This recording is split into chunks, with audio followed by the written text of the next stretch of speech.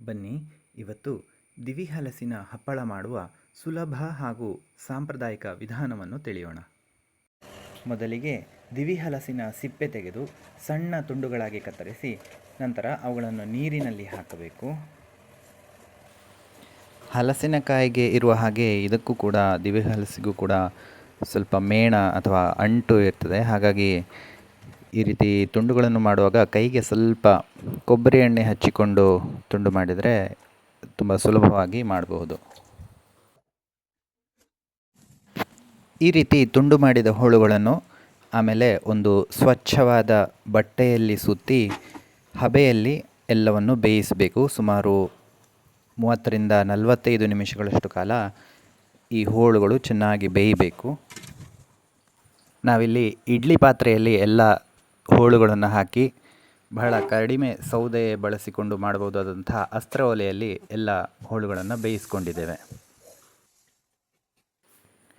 ಒಂದು ಸಣ್ಣ ಪಾತ್ರೆಯಲ್ಲಿ ಉಪ್ಪು, ಇಂಗು ಹಾಗೂ ಖಾರದ ಪುಡಿಯನ್ನು ಸೇರಿಸಿ ಅದಕ್ಕೆ ಸ್ವಲ್ಪ ಅರ್ಧ ಲೋಟದಷ್ಟು ನೀರು ಹಾಕಿ ಒಂದು ಮಿಶ್ರಣವನ್ನು ತಯಾರು ಮಾಡಿ ಇಟ್ಕೊಳ್ಬೇಕು. ಈ ರೀತಿ ಚೆನ್ನಾಗಿ ಬೆಂದ ಹೋಳುಗಳನ್ನು ತೆಗೆದು ರುಬ್ಬುವ ಕಲ್ಲಿಗೆ ಹಾಕಿ ಜೊತೆಗೆ ಸ್ವಲ್ಪ ಸ್ವಲ್ಪವೇ ಖಾರದ ಮಿಶ್ರಣವನ್ನು ಕೂಡ ಸೇರಿಸಿ ಚೆನ್ನಾಗಿ ನುಣ್ಣಗೆ ರುಬ್ಬಿಕೊಳ್ಬೇಕು. ನಾವಿಲ್ಲಿ ಸುಮಾರು 5 ದಿವಿ ಹಲಸುಗಳನ್ನು ತಗೊಂಡಿದ್ದೆವು. ಅದಕ್ಕೆ ತಕ್ಕಂತೆ ಸುಮಾರು 4ರಿಂದ 5 ಚಮಚದಷ್ಟು ಉಪ್ಪು ಹಾಗೂ ಒಂದು ಸಣ್ಣ ನಿಂಬೆ ಹಣ್ಣಿನ ಗಾತ್ರದಷ್ಟು ಇಂಗನ್ನು ತಗೊಂಡಿದ್ದೇವೆ. ಅದಕ್ಕೆ ಸುಮಾರು 3ರಿಂದ 4 ಚಮಚದಷ್ಟು ಖಾರದ ಪುಡಿಯನ್ನು ಕೂಡ ಸೇರಿಸ್ಕೊಂಡಿದ್ದೇವೆ. ಮಸಾಲೆಯ ನೀರನ್ನು ಎಲ್ಲವೂ ಒಟ್ಟಿಗೆ ಹಾಕಬಾರ್ದು, ಸ್ವಲ್ಪ ಸ್ವಲ್ಪವೇ ಆವಾಗವಾಗ ಹಾಕ್ತಾ ಇರಬೇಕು.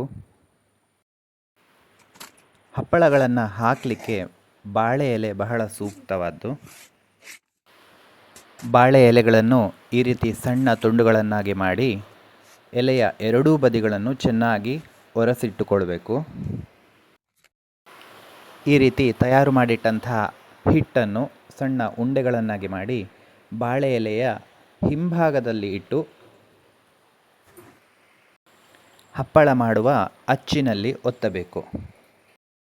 ಎಲೆಯ ಹಿಂಭಾಗದಲ್ಲಿ ಇಟ್ಟು ಒತ್ತುವುದರಿಂದ ಹಪ್ಪಳಗಳು ಚೆನ್ನಾಗಿ ಏಳ್ತವೆ. ಈ ರೀತಿ ಒತ್ತಿದ ಹಪ್ಪಳಗಳನ್ನು 5-6 ಗಂಟೆಗಳಷ್ಟು ಕಾಲ ಬಿಸಿಲಿನಲ್ಲಿ ಚೆನ್ನಾಗಿ ಒಣಗಿಸಿಕೊಳ್ಬೇಕು. ಎರಡೂ ಬದಿ ಚೆನ್ನಾಗಿ ಒಣಗುವ ಹಾಗೆ ಸುಮಾರು 4ರಿಂದ 5 ದಿವಸ ಬಿಸಿಲಿನಲ್ಲಿ ಚೆನ್ನಾಗಿ ಒಣಗಿಸಿ. ಈಗ ಗರಿಗರಿಯಾದ ದಿವಿ ಹಲಸಿನ ಹಪ್ಪಳ ಕರಿದು ತಿನ್ನಲು ಸಿದ್ಧ.